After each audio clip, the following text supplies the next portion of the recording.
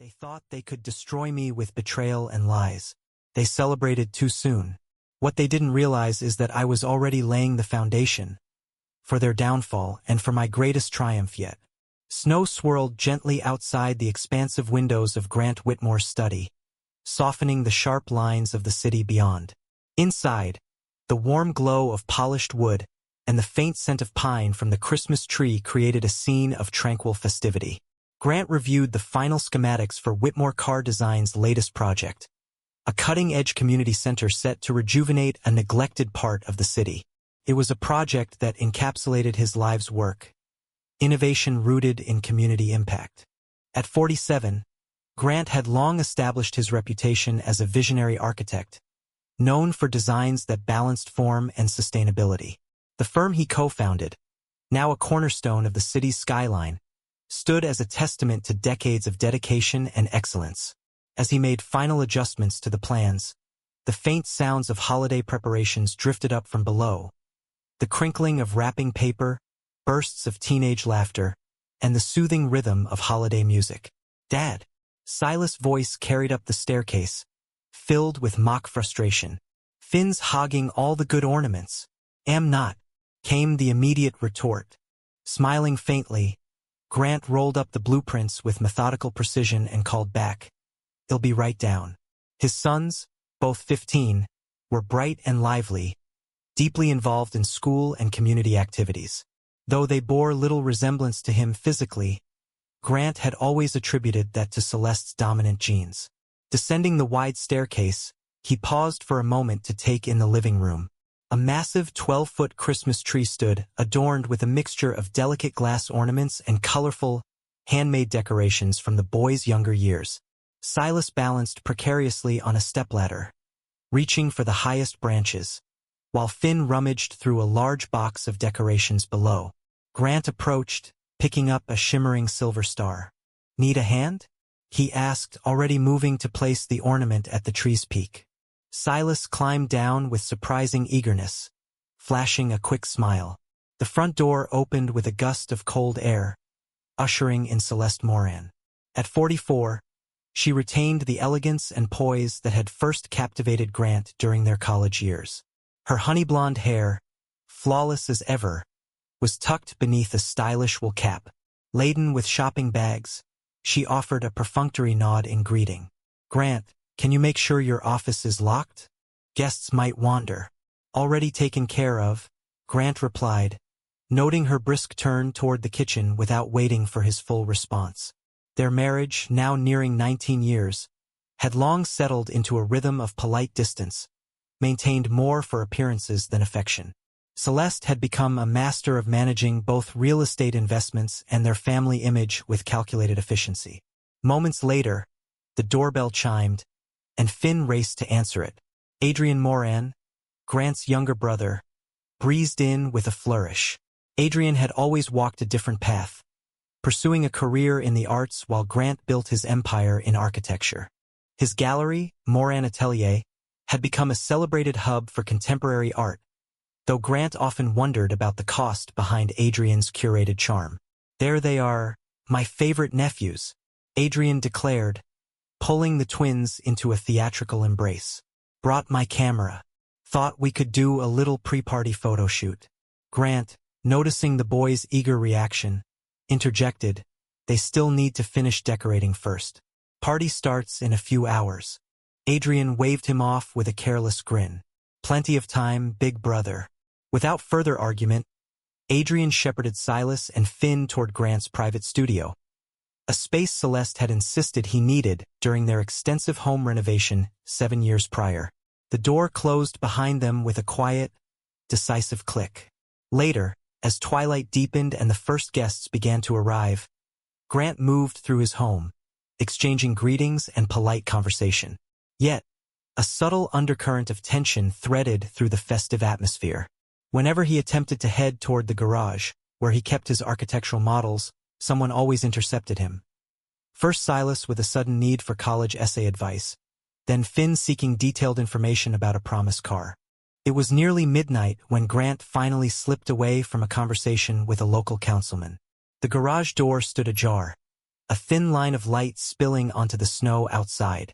Through the window, Grant saw them, Celeste and Adrian, locked in an intimate embrace that shattered any illusions he might have clung to. The sight was almost clinical in its clarity. Adrian's hand tangled in Celeste's hair, their faces close, their bodies pressed together. When Grant pushed the door open, the creak of hinges broke the silence. They turned to face him, neither guilty nor apologetic. Celeste's smile was slow and sharp. 19 years, she said, her voice cutting through the cold air. 19 years of pretending. Grant remained silent, his face impassive. From behind him, footsteps creaked on the floorboards. Silas and Finn appeared, their expressions devoid of shame, instead glowing with something closer to satisfaction. "You're just a wallet," Silas said coolly. "Adrian's our real father. Always has been." Grant's gaze shifted to Adrian, who wore a smug half-smile. "You were always too busy chasing accolades, Grant. Someone had to be there for them." Celeste added with a dismissive shrug, "We thought Christmas would be the perfect time to tell you." The boys exchanged a glance filled with unspoken triumph.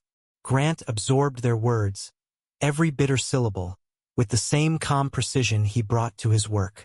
They expected rage, expected drama. Instead, he turned away, his steps slow, deliberate. From behind, Adrian's voice carried mockingly, "Merry Christmas, brother." The party continued around him, the music and laughter creating a surreal backdrop to the collapse of nearly 2 decades of his life. But Grant Whitmore had spent a lifetime mastering the art of building, and he knew, perhaps better than anyone, that sometimes the greatest structures were born from ruins. Tonight, they thought they'd won. Tomorrow, he would begin laying the foundations for something far greater than mere revenge. Morning light crept across the skyline, illuminating the offices of Whitmore Car Design with a muted glow. Grant Whitmore sat at the head of the long conference table, a fresh pot of coffee steaming beside him, blueprints spread neatly in front. Outwardly, nothing had changed since the Christmas party, but those who knew him well enough sensed the difference. The air around him had become sharper, his movements more calculated, like an architect surveying a site before tearing it down to its foundations. Holden Carr, Grant's business partner for over 2 decades, entered the room with a stack of files. There was a stiffness in his gait that Grant had never noticed before, a subtle discomfort that mirrored the tension saturating the air. "Morning," Holden said, his voice unusually tentative. Grant merely nodded, allowing the silence to stretch. Meetings came and went that day, but Grant's mind worked on a different blueprint entirely, one built not of concrete and glass, but of strategy and inevitability. He reviewed project plans with mechanical precision, while simultaneously assembling a mental map of the players who had aligned themselves against him. During a short break, Grant caught a glimpse of Nina Dorsey, the office manager, whispering urgently to Bennett Dorsey, Celeste's brother, who conveniently managed several of the company's construction contracts. Their heads bowed close together, exchanging worried glances, unaware that Grant observed everything. Later that evening, in the polished confines of his private suite at the Stanton, one of the city's most exclusive hotels, Grant began putting his true plans into motion. The skyline stretched out before him, a testament to his life's work. He dialed a number memorized years ago, not the firm's legal team that Celeste would undoubtedly expect, but a more discreet contact he had cultivated precisely for situations requiring surgical precision. "Monroe and Keller," a clipped voice answered. "Initiate the asset review," Grant said, his tone even. "Use the secondary protocols. Discretion is paramount." "Understood." Grant ended the call, setting the first piece of his blueprint into motion. Within the hour, inquiries began. Forensic accountants tracing shell companies, investigators reviewing real estate holdings, IT specialists combing through years of digital correspondence. Every hidden affair, every misappropriated fund, every whispered betrayal, he would uncover it all. Simultaneously, he commissioned a comprehensive audit of Morin Atelier. Adrian's gallery had thrived in recent years, but Grant knew, it was a structure built on borrowed bricks. By the end of the week, his suspicions were confirmed. Financial irregularities, questionable contracts, misreported sales figures, enough discrepancies to arouse the interest of more than a few regulatory bodies. Grant moved methodically, his actions as deliberate as an engineer reinforcing a foundation before an inevitable collapse. Every document, every transaction, every whisper collected and catalogued with the same meticulousness he brought to his architectural designs. He also turned his focus inward, reviewing his own holdings. He isolated assets Celeste could not touch, created trusts that would protect his intellectual property, and quietly shifted ownership of key patents and projects to insulated entities under his sole control.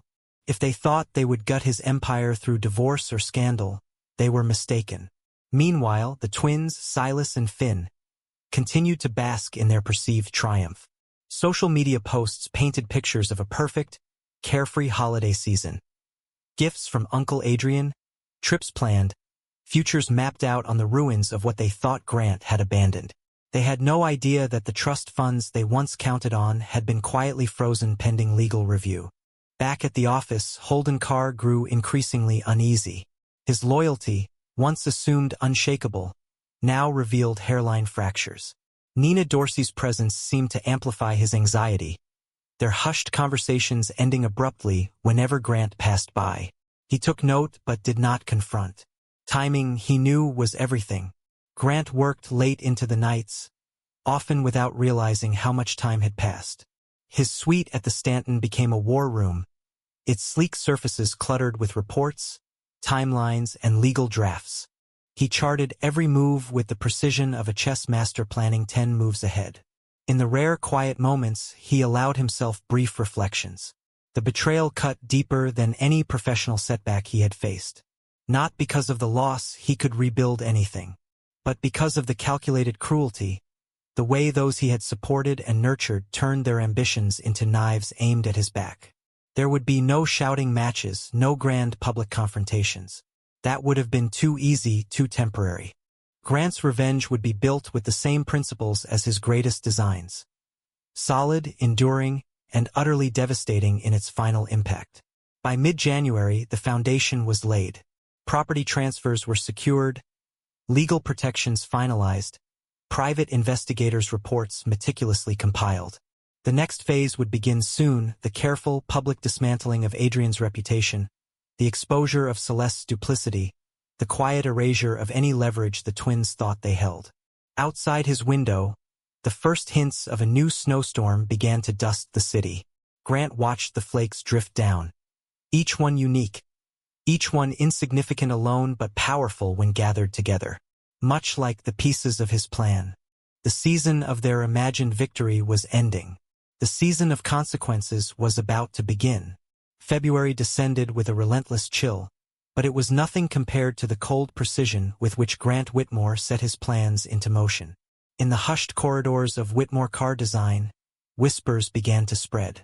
Staff members exchanged uneasy glances as meetings were rescheduled without explanation and key project leads were quietly reassigned. Holden Carr, once confident in his role, found himself increasingly marginalized. His suggestions politely acknowledged but ultimately disregarded. Outside the firm, the ripples widened. Invitations to gala events and charity auctions, once abundant for Celeste Moran and Adrian Moran, began to dry up. Gallery clients who had once sung Adrian's praises grew suspicious as rumors of financial discrepancies leaked into the art world. Collectors, always wary of scandal, began to distance themselves discreetly but decisively. Grant's private investigators delivered daily reports. The findings painted a damning portrait. Adrian had not only siphoned funds from Moran Atelier, but had also used gallery assets to finance lavish vacations and personal indulgences, all cleverly disguised within creative accounting practices. These discoveries were carefully packaged and sent to a handful of influential art publications, disguised as anonymous tips. Articles began to surface, questioning Moran Atelier's financial integrity. Discussions once centered around Adrian's visionary leadership now pivoted to potential mismanagement and artistic fraud. His reputation, so painstakingly crafted, unraveled thread by thread under the public gaze. Simultaneously, Grant's legal team filed motions freezing joint assets shared with Celeste. Bank accounts she had once treated as personal reserves were locked pending investigation.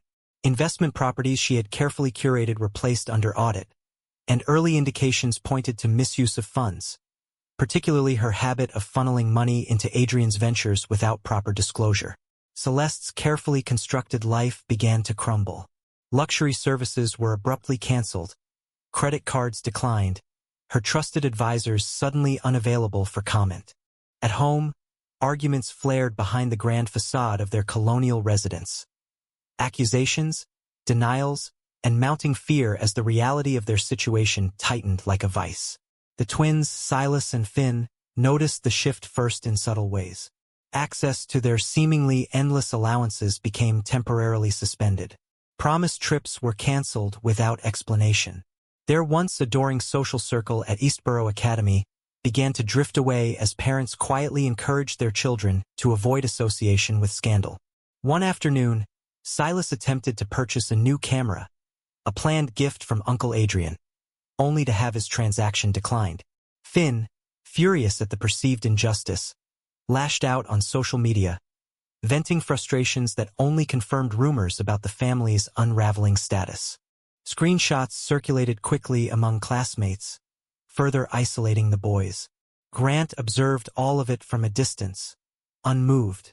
Every setback they experienced had been anticipated, calculated, inevitable. Like a collapsing structure weakened by its own flawed design, the fall of the Moran facade required only the slightest nudge. In mid-February, the final blow to Adrian's gallery came when several cornerstone artists pulled their collections without warning.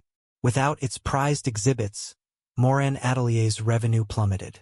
Staff members resigned en masse, unwilling to go down with a sinking ship. Creditors, emboldened by the swirling rumors, began calling in debts. Faced with mounting legal pressure, Adrian made a desperate move, attempting to orchestrate a merger with another local gallery to salvage his reputation. Grant had anticipated this too. A quiet conversation with key board members of the rival institution, reinforced with carefully presented concerns about Adrian's financial practices, ensured the merger was dead before it began. Back at Whitmore Car Design, Holden Carr finally cracked under the pressure.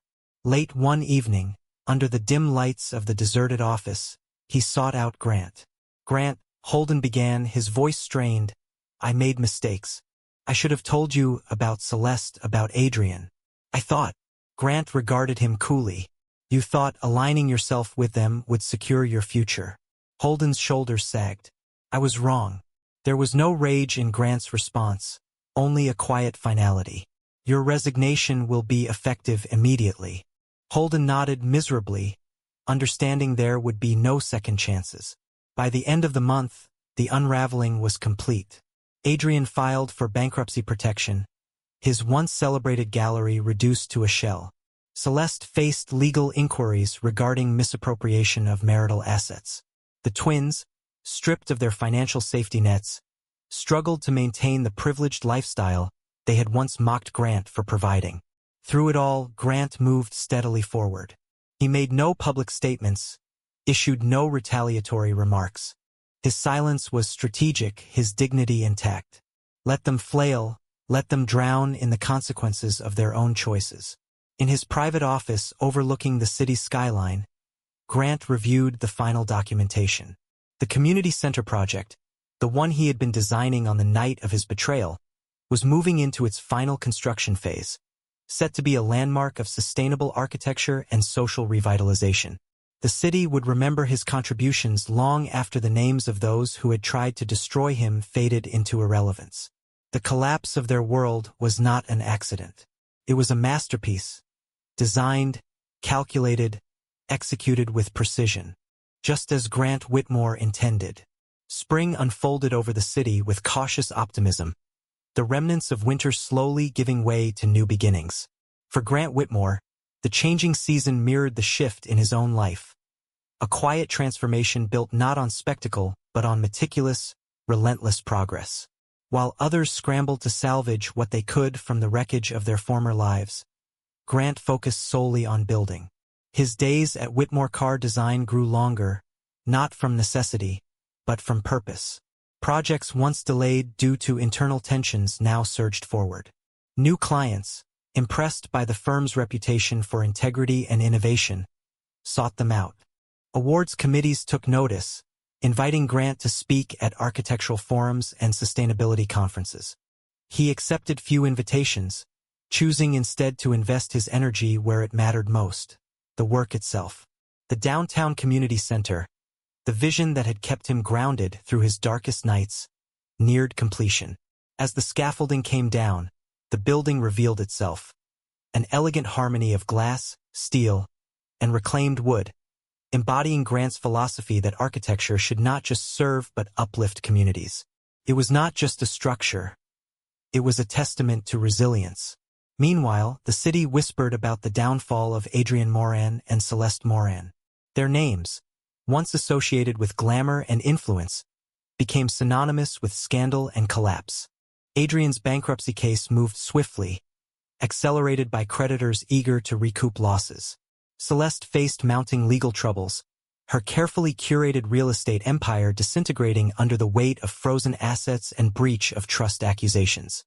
Silas and Finn found themselves navigating a world where doors that once opened effortlessly now slammed shut. Their prestigious school rescinded scholarships previously tied to the Whitmore name. College prospects dimmed as news of the family's disgrace spread through the social circles they had once effortlessly charmed. Grant did not gloat. Revenge had never been the goal.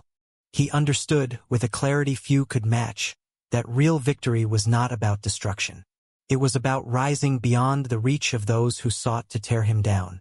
Privately, he relocated to a penthouse apartment at the Stanton, one that overlooked not just the skyline he had helped shape, but also the parks and community spaces he had funded throughout his career. His living space reflected his principles, minimalist, functional, and timeless. There was no need for ostentation. His achievements spoke for themselves. In time, Grant allowed a few carefully selected individuals into his rebuilt life. Among them was Lydia Hale, a structural engineer whose passion for sustainable design matched his own. Their paths had crossed during the final phases of the community center project, and over late-night design meetings and shared cups of black coffee, a quiet understanding had formed. Lydia was different from anyone he had known before. Where Celeste had craved appearances, Lydia valued substance. Where Adrian had sought attention, she sought solutions. Grant found, much to his own surprise, that trust could be rebuilt. Slowly, carefully, like reinforcing the beams of a new structure. By the time summer arrived, the downtown community center officially opened its doors. The ceremony was modest but meaningful. City officials praised the project as a beacon of urban renewal. Local newspapers ran features not just on the center itself but on Grant Whitmore, the architect whose personal resilience mirrored the endurance of the buildings he designed. He stood quietly during the ribbon-cutting ceremony, flanked by community leaders, resisting the spotlight even as it found him. It wasn't about recognition. It was about creating something that would last longer than any betrayal, longer than any scandal. Something truly worth building. After the ceremony, Grant walked the halls of the center, taking in the natural light filtering through vast windows, the hum of excited conversation from community members exploring their new space. In a quiet corner, he paused to read the dedication plaque, one he had insisted remain simple. To those who believe in building, not breaking. Grant smiled slightly, a rare expression of contentment. In the months that followed, Whitmore Car Design expanded its portfolio internationally, consulting on projects across Europe and Asia. Grant took a measured approach, choosing only ventures that aligned with his core values: innovation, sustainability, and genuine community impact. Silas and Finn attempted, at different points, to reconnect. Thinly veiled attempts to regain access to their once-promised inheritance were met with polite but firm refusals. Grant offered them something more valuable than money: the lesson that character, not wealth, was the foundation of any future worth having. Across the city, Adrian and Celeste receded into obscurity. The art world, ever fickle, moved on without them. The luxury properties Celeste once boasted about were sold off at auction. Pieces of a life constructed on deceit and arrogance now scattered to the highest bidder. Grant did not waste energy tracking their downfall. He was too busy laying the groundwork for the next chapter of his life. The true rise of Grant Whitmore was not marked by headlines or applause. It was measured in the quiet satisfaction of knowing that integrity had prevailed, that despite the storms, he had continued to build, stronger, smarter, and with unwavering purpose. And in that quiet triumph, Grant found something rarer than revenge. He found peace. 2 decades later, the city skyline bore the unmistakable signature of Grant Whitmore. Buildings he had designed stood proudly across neighborhoods and districts, each one a testament to sustainable innovation and enduring impact. At 68, Grant still arrived at the office before sunrise, his mind sharp, his focus undimmed. The headquarters of Whitmore Carr Global, now a renowned name in international architecture, occupied a sleek tower that overlooked the river, a tower Grant himself had designed. The office was filled with light and energy, much of it driven by the new generation of architects Grant had mentored over the years.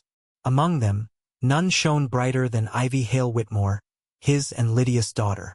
At 23, Ivy had just returned from a fellowship abroad, eager to begin her professional journey.